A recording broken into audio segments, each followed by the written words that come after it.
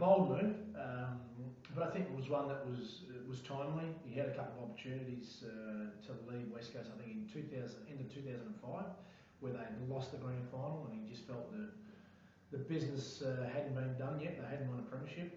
A couple of years later, he had another opportunity, and then they had obviously the off-field dramas and obviously the fall from grace from the top of the ladder to close to the bottom of the ladder. And then obviously a couple of years ago they finished last. Had an opportunity to leave at 2010, and he felt that he really believed in the squad, that they could really improve their fortunes in 2011, so he elected to stay. And did they improve? Well, they went from zero to hero.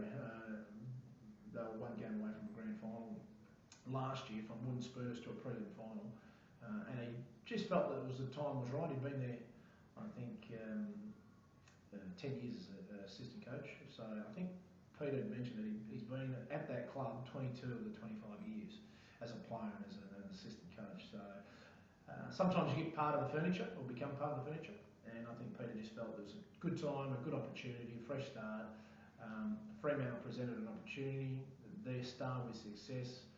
I spoke to Peter last week, in fact, and he just reckons they're a fantastic club, well administrated, good people behind the scenes. However, it's time that they, transfer that onto the football park, and he wants to be a part of it. You can see he's desperate, and he feels this is the path for him to getting a senior job. He still reckons that he's an opportunity. He's waiting for an opportunity, and he believes he can coach at the highest level. So, well done to Sul. I know John was initially disappointed because he valued Peter's insight into of the game and his knowledge and his football brain, but understood that Peter's still chasing that ultimate dream of coaching a senior side by himself. Flag. Yeah, I think the Eagles can still finish in the top six. I think that's if they finish, in the 8 and above, I think it's been a successful year. I think a lot of clubs are going to be very wary of them. I thought they caught the competition by surprise.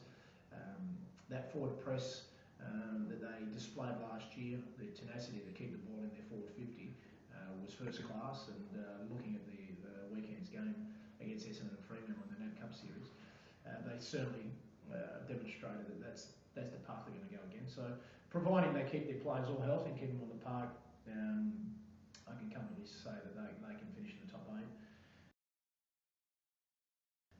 Grand final, well, I'm tipping a Carlton-Collingwood grand final. I just reckon Collingwood were very disappointing in the back half of last year, probably the last 6 weeks.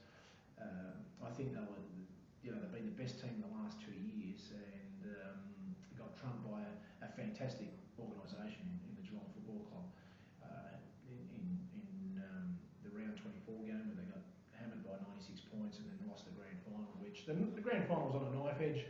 Collingwood had a few problems, fitness-wise, with a couple of players, and Geelong just seemed to be going really well. So I just reckon their year will be about redemption.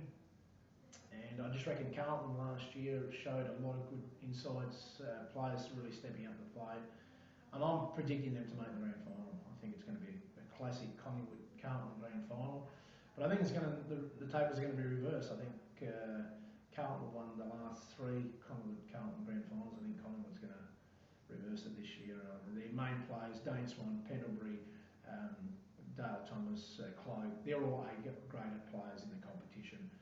Shaw, if he's not A-grade, he's certainly knocking on the door. So they've got about 5 or 6 A-graders, and I think they'll be bouncing back, and I'm tipping Collingwood to beat Carlton in the grand final.